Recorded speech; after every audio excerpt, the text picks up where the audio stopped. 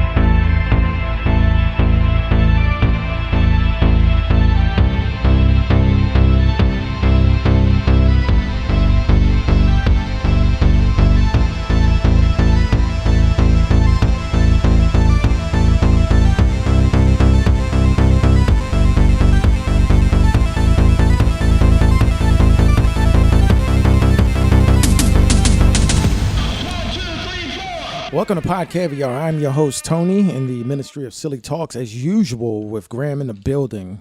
Hello. It's a great... My microphone wasn't on. It is a great day for podcasting. It's always, well, not always, but it's also Mother's Day. So tell your mothers Happy Mother's Day. Say hi. Send her an email or like a text or Just something. call them. Flower. Oh, that's call texting. them. I would call my mother, but I don't. I tried to call her and like the number was disconnected or something. I don't know. We have a weird relationship. Well, but, I'm sure she'll reach out when it's time. yeah. I'm pretty sure. Yeah. Today we're going to be continuing our series on the ADX inmates. Very good episode coming up. We got a 2-pager here. I normally take notes in the Pod Caviar. I mean, not the Pod Caviar studio.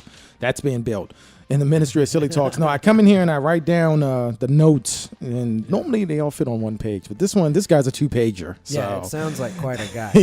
I'm definitely here to learn this week because I have never heard of this guy. But you gave me a little the briefest of rundowns. Yeah, this gentleman. It's crazy. This guy, Mr. Michael Swango. He is serving 3 consecutive life sentences and I think it's 3 consecutive life sentences plus 60 years at ADMAX. Wow. For a number of murders. He was a doctor and he poisoned people. That's kind of the opposite. Right. Yeah. It's like when you go to the doctors. I'm not a doctor. Right. I think that's the opposite of what you're looking for. Yeah. You request the exact opposite of what he was doing. Yeah. Pretty much, man. He showed up and people started dying. So we're going to go through as much as possible and chronologically talk about what this guy did and just how he eluded the law. It goes to say, though, this guy, he started in 1984. Sorry, I want to get a look at this guy. What did you say his name was? Michael Swango, Swango. That's Swango. Yeah. I don't know how. There he is. Yeah, here he is. Yeah, it's fucking Michael Swango. Oh, yeah. He's poisoning the shit out of people. Yeah.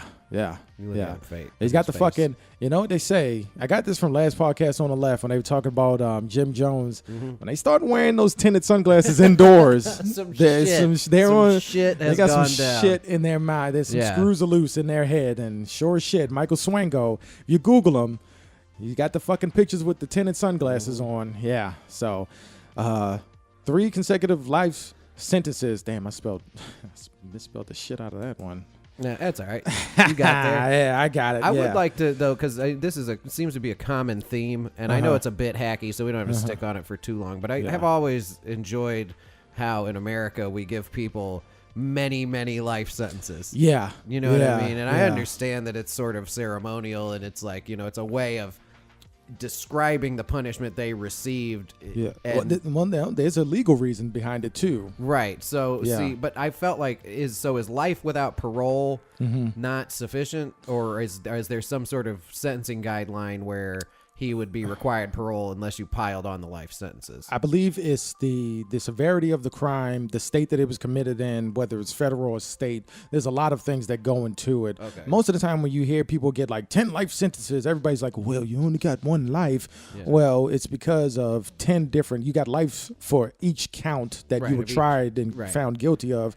So down the road, let's say 20 years down the road, if you get tried for 20 murders and they give you one life sentence, but like something happened to where the evidence was tampered with, they have to throw out all of the convictions. So in this case, if he's serving 3 life sentences, if one of them falls through, he still has 2 more plus like 60 years. You know, see, I'm glad we started this because I, as usual, I'm just being obtuse and I'm like, what's the point of giving the guy 10 life sentences? Right, dig him up and put him back in the cell, waka waka. Right, yeah, it does make sense. The American legal system, that's one of the redundancies of the American legal system is that. Basically means we're putting your ass away. You can appeal as much as you like. As much as you want. Yeah, but by the time you get down to that 10th life sentence, you're going to be dead anyway. Oh, yeah. And that's why. So, it sounds like he earned it. Let's dig into that. Yeah, he's responsible for at least 60 fatal poisonings of patients and colleagues. So he wasn't just going after the patients; he was going after his colleagues who were suspicious of him. He had a relationship, and he tried to poison her too. She was having really bad headaches when she was with him. She left him and moved across town, not across town, but she moved across the country, and those headaches went away. She ended up committing suicide. Possibly due to having been exposed to poisons. Yes, the arsenic. And when they did the... he was an arsenic guy, too. Yeah. So when they did the autopsy on her, his former girlfriend, they found the arsenic, and then that tied it back to him. This guy... Like I said, he started in 1984. He didn't get thrown into ADMAX until like after 2000. Says the sentencing was in 2000 here. Yeah. So wow, because I was born in 1984. Yeah. Which means that for the entirety of my life up until the year 2000, this guy was poisoning people. Yeah, and not just in America. Wow. Yeah, let's get into this. He started in... he went to Ohio State Medical Center. I forgot the name of it, but that's exactly where it was. There was like a letter of recommendation that was really shitty, but somehow he still got accepted into that facility and started working there. As soon as he started working there were people who were stable and healthy and on their way out, but then they started getting sick again and dying. This was the first.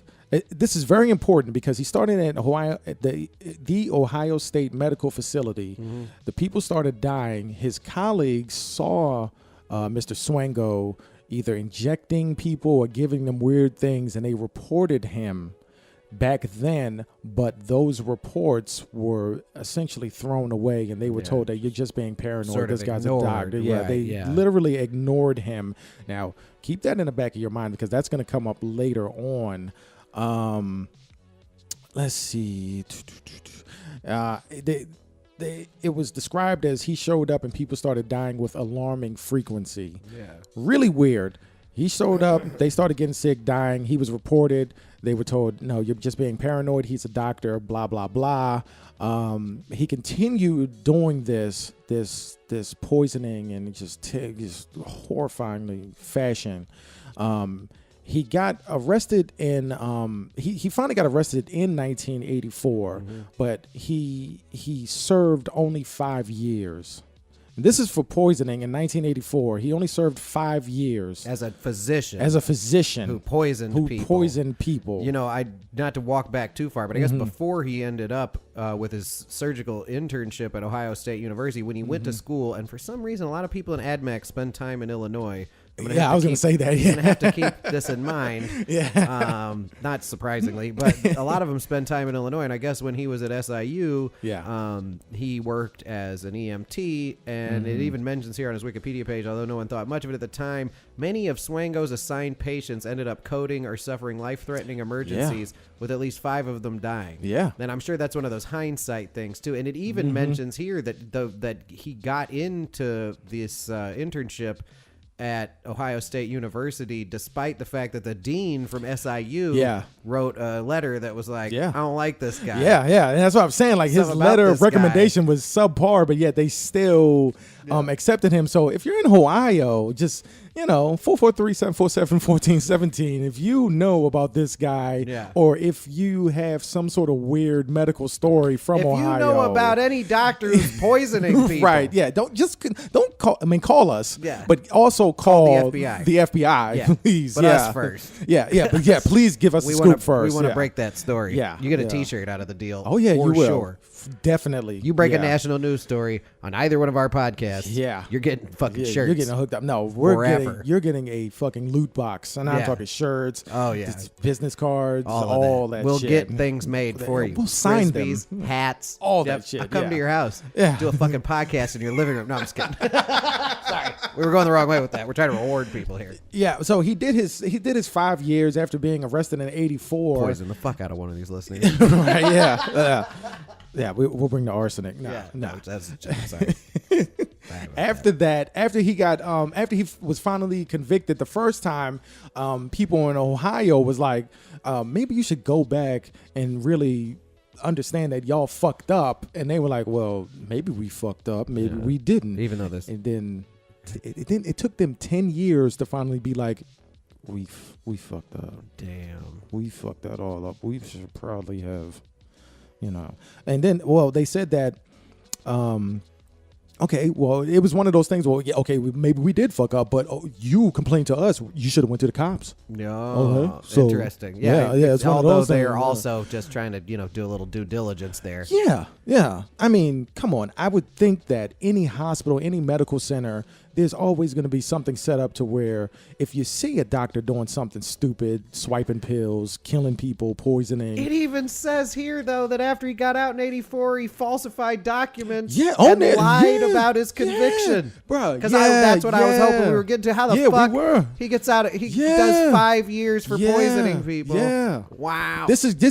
But we've said this before, especially in season 2 with the Trail of Terror, the laws, not only in just America, but worldwide, the world was very laxed back then to where a guy like him can go from 1984 to early 2000s and not just in America, but just he went from America, he ended up in Zimbabwe, and then it gets squirrely over there too.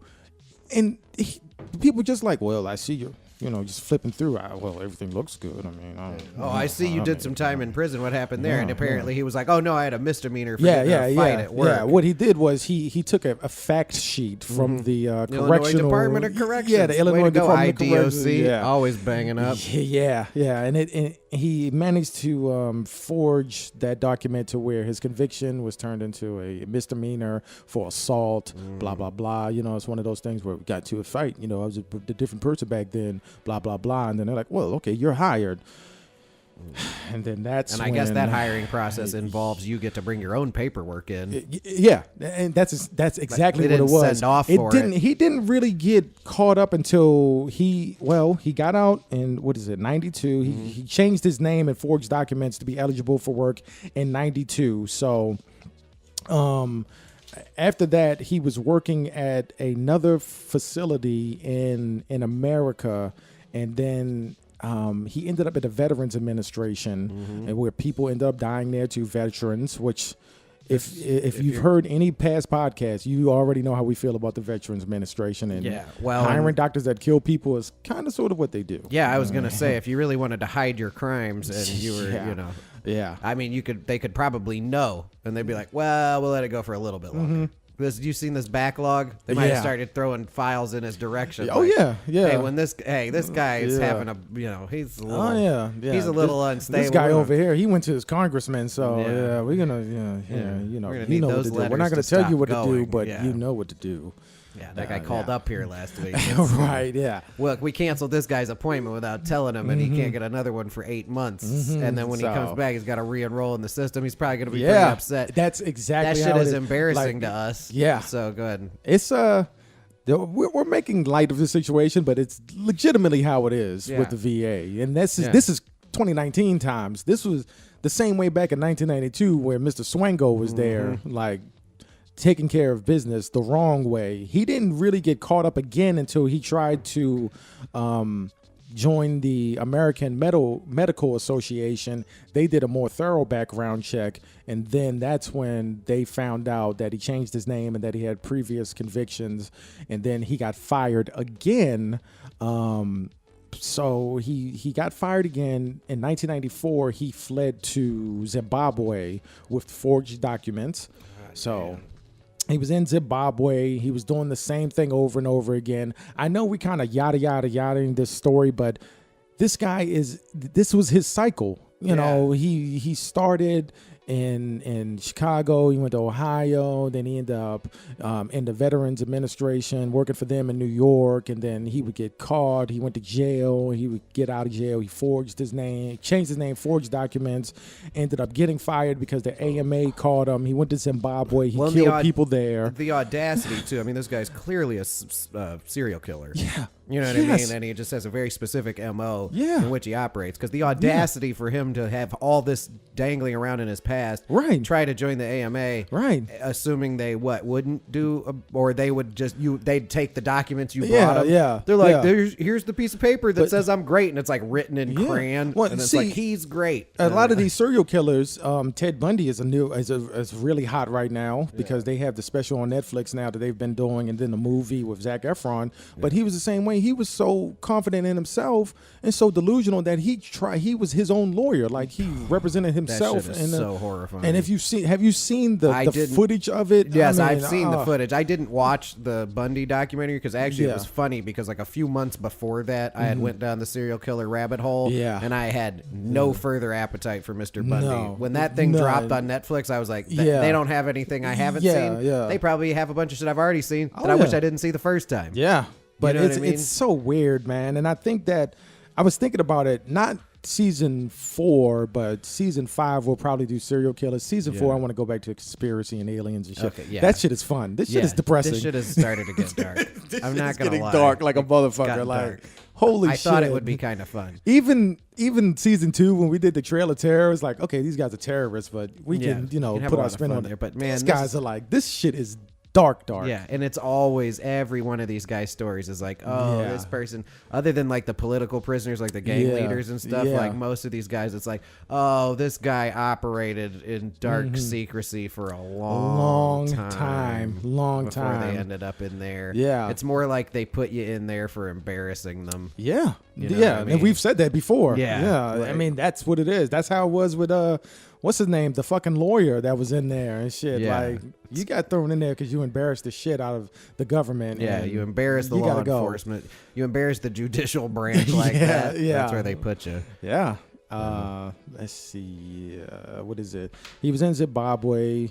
People died there. He felt the net closing in is what they quoted is what the article said. So he went from Zimbabwe to, I got to take a picture of this because this whole shit right here is how it is.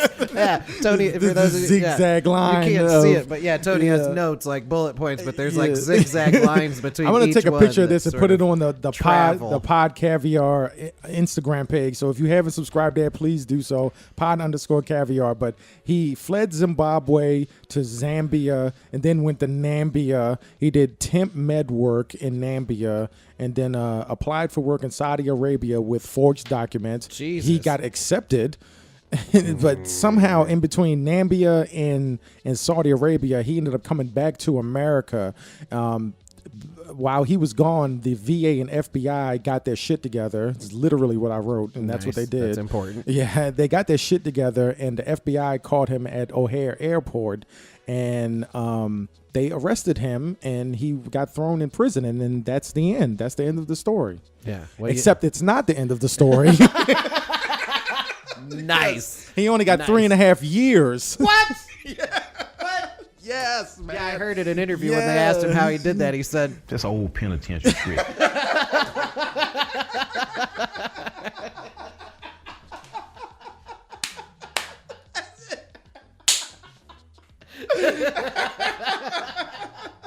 "How did you only get 3 years?" That's an old penitentiary trick. That's all it said. That's it. That's all it said in the article. That's it. They threw the cuffs on him. It was like, how the fuck did you do this? Yeah, Old penitentiary. old trick. penitentiary trick. What the fuck? But yeah, he served.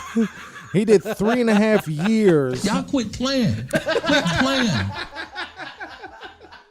He had 3.5 years after they caught up with him for associated crimes and shit that he did.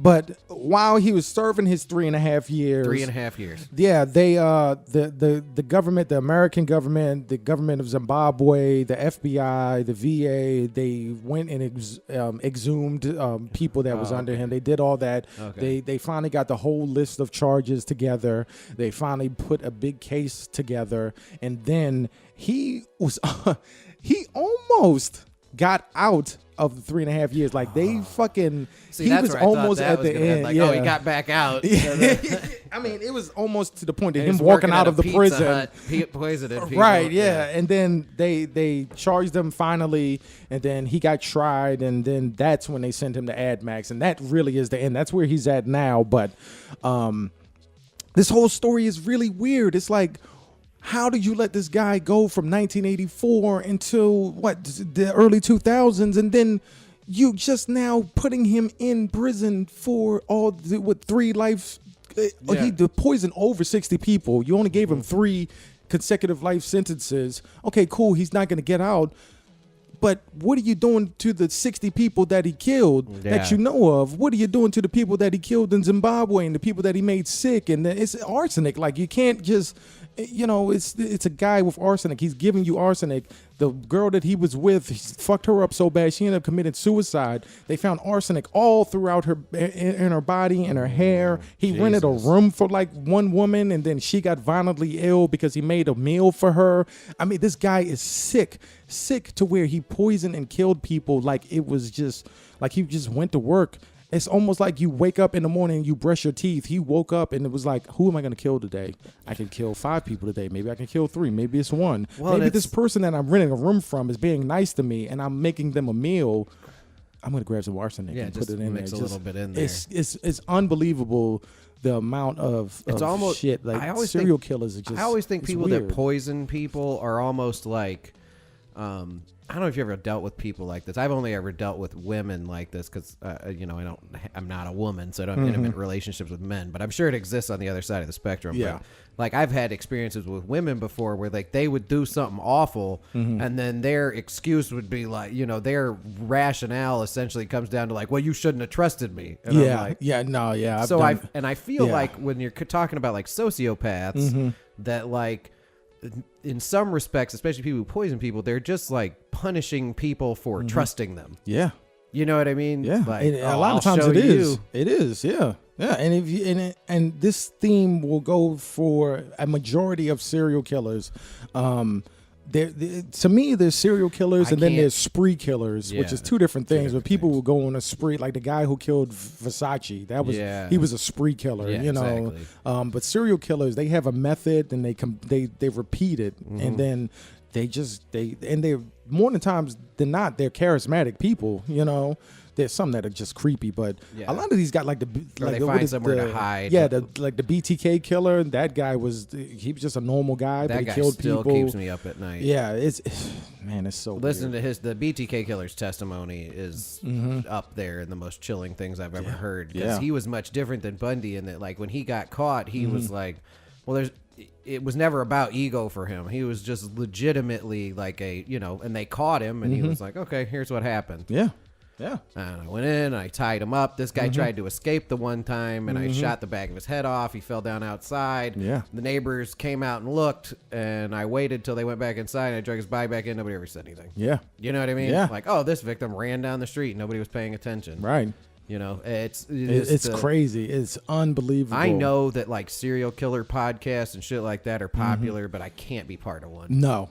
I don't. can't I do it. don't. I It don't. drives me. I don't. It I just- don't. And even if we go down that rabbit hole, from time to time. Yeah, I mean, it's not going to be.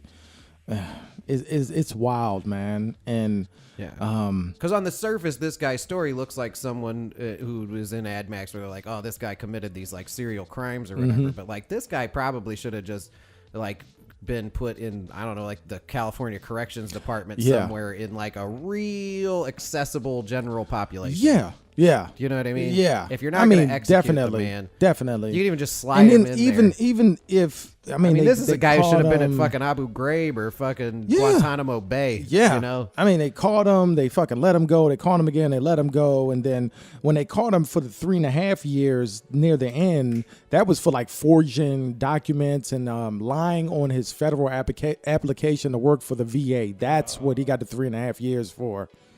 And then he almost got away from that because they took so long to get the case together that got him sent in Ad Max. Yeah, so he almost skated again. Yeah. And you know he would have immediately started poisoning people. He may have even taken an assumed name, like I said, started working at Pizza Hut. Yeah.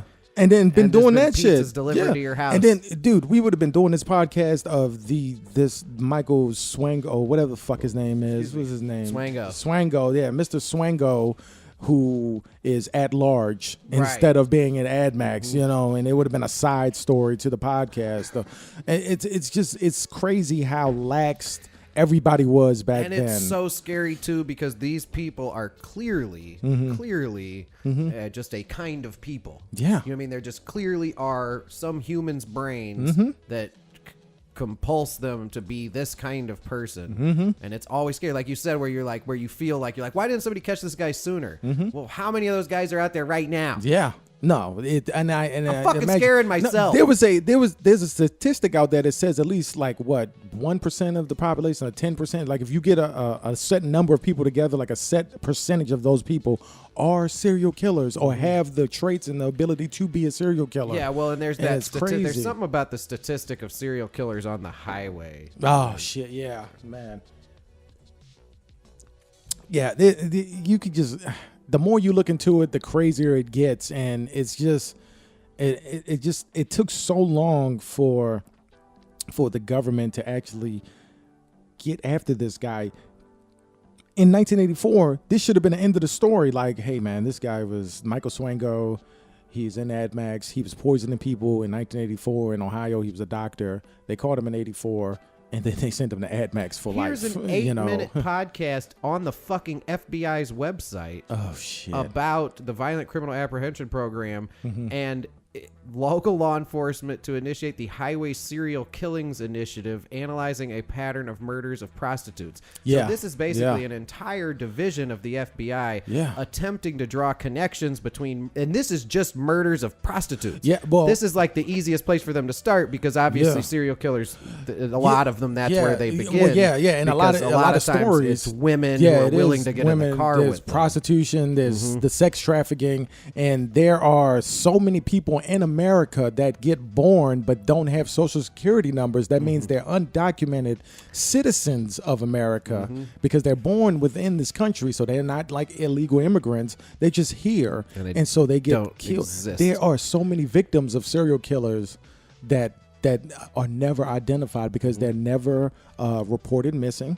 They're not on the records. They don't have their fingerprints or anything in the system. Well, and this ain't a fucking TV show either. Like you find, they find some woman, some prostitute, bound and gagged and murdered in a ditch somewhere. Yeah. A team of experts don't come in and start connecting the dots. Right, Like, yeah. oh, well, we saw one of these in Utah and this murder's in Massachusetts. Right. And they start putting it together. Like No, these fucking no. people. Yeah, I remember. The statistic didn't come up, but I remember at one point, like a scare piece on the news was saying that, like, you know, like at any given moment, there's like 20, 30 serial killers on America's highways in like every area. Yeah. You know what I mean? Yeah. Yeah.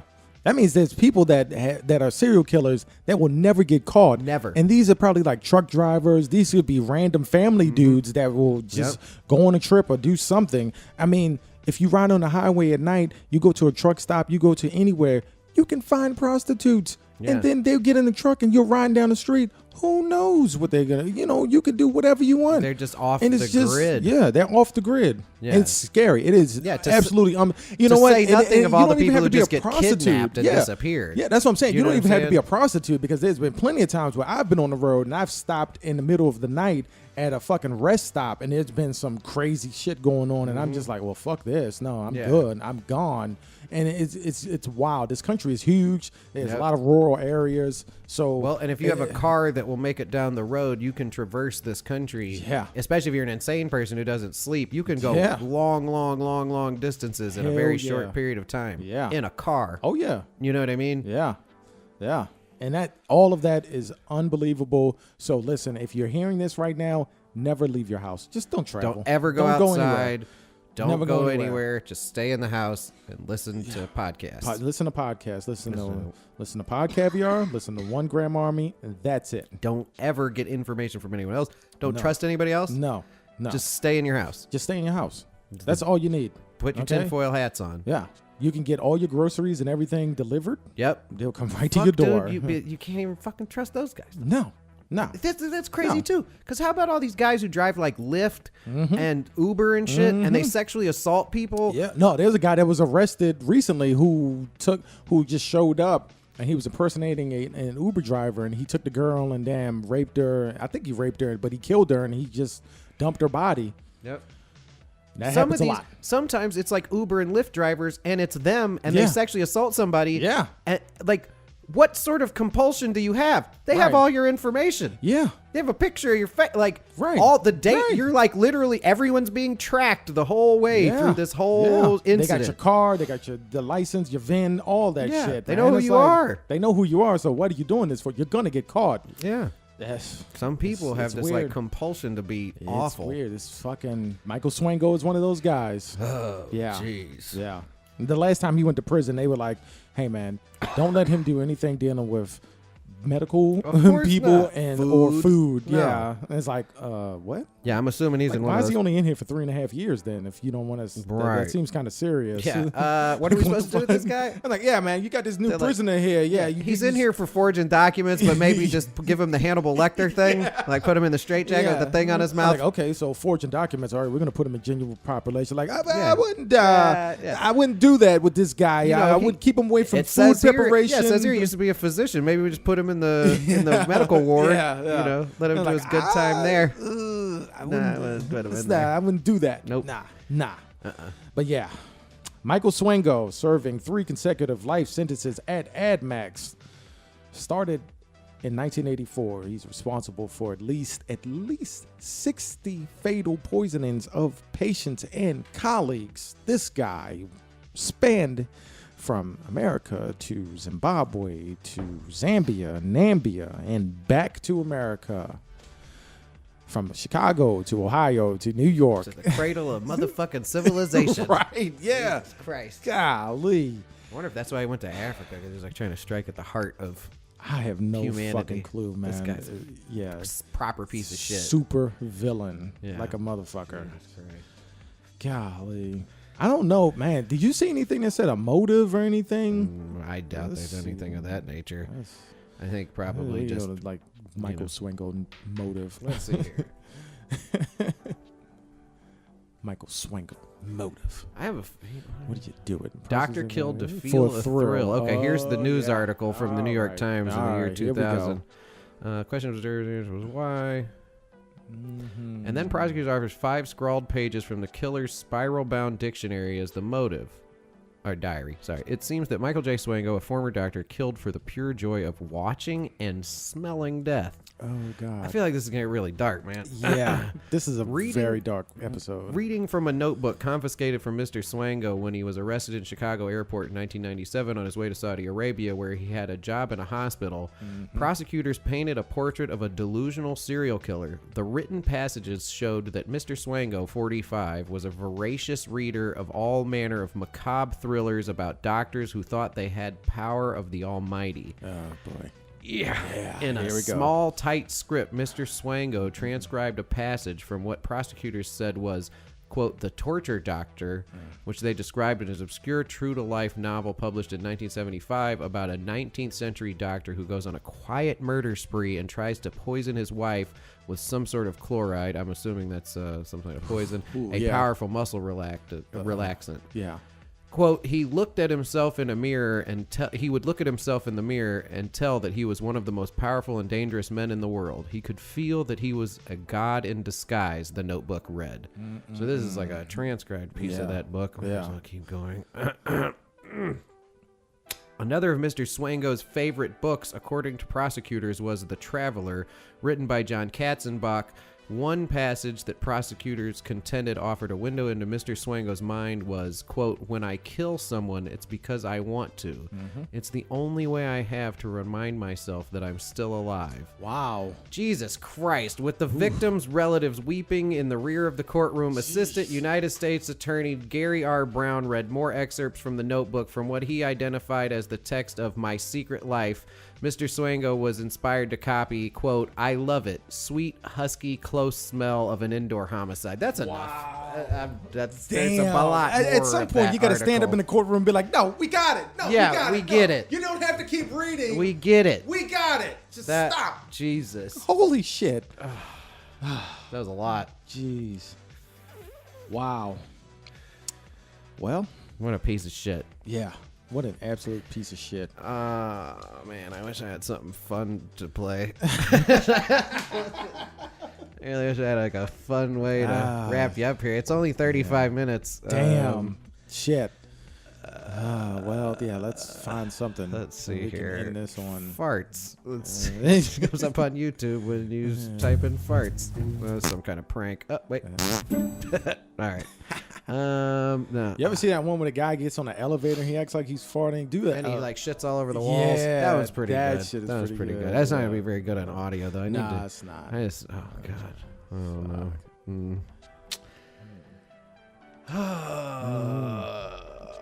I don't know if I have anything that can bail this one out. You ought not talk that way. You just a boy. I know. Yeah. I wish I didn't. I think we just got to end it.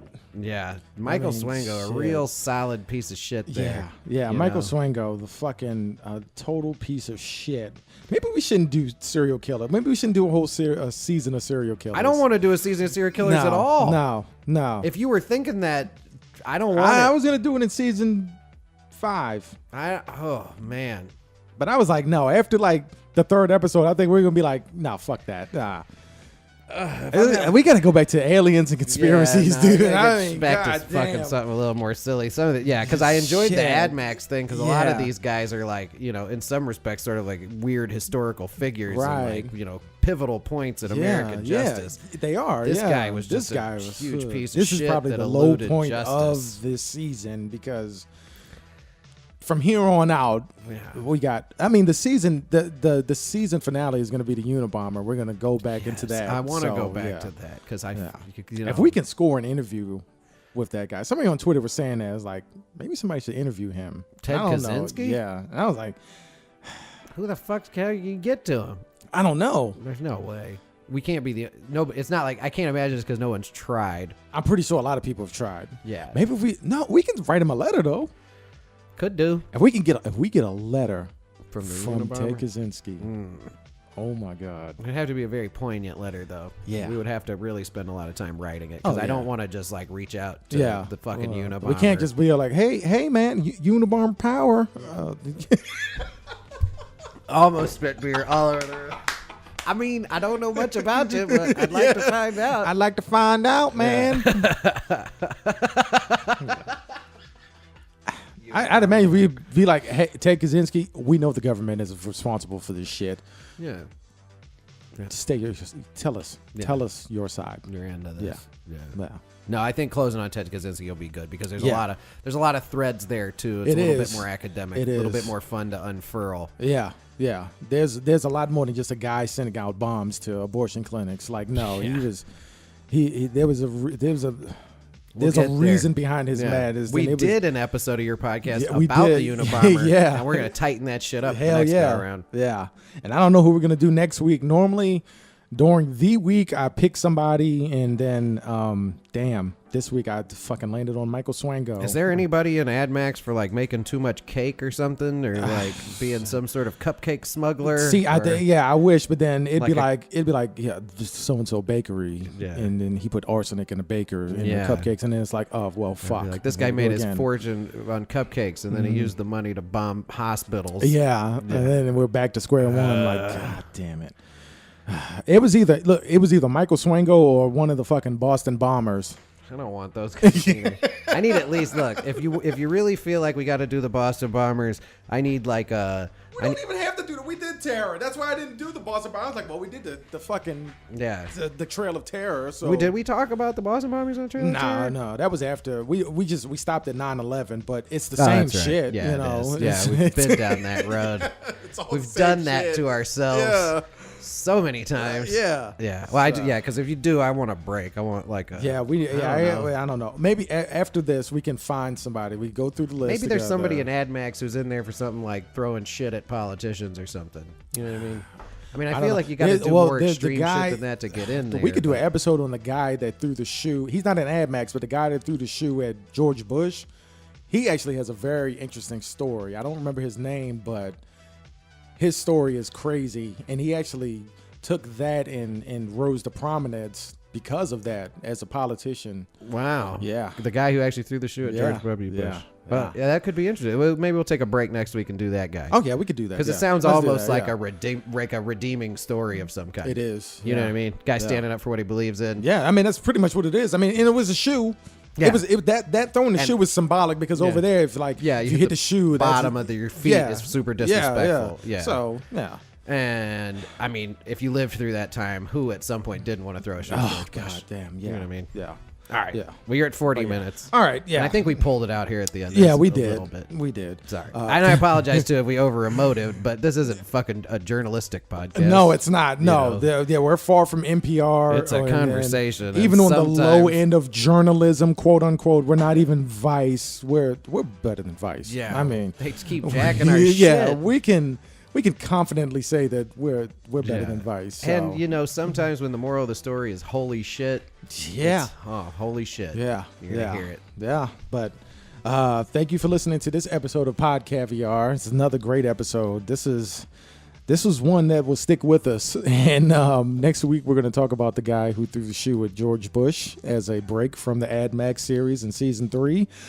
Be sure to subscribe to Pod Caviar if you haven't already. Like, we're coming after you. Like, we're fed up now because for the past few weeks we've been just saying like, hey, just subscribe. We give you free content and it's good content. Just subscribe. And if you don't subscribe, that's the wrong path. But subscribe to the 1 Gram Army. We're not asking anymore. Subscribe to Pod Caviar. Subscribe to 1 Gram Army. Subscribe to Game Caviar. I'm going to be streaming later on. Days Gone, probably. Great game.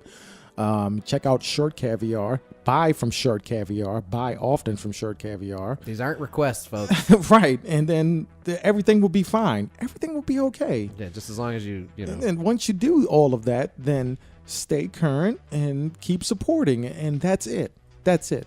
If you do that. I am super duper serial. Yeah. If you do that, everything is going to be fine. All right. All right. You like good content? We provide it. And now these two worlds will collide. So 443-747-1417 is the number to get in touch with Pod Caviar. That's Graham. I'm Tony.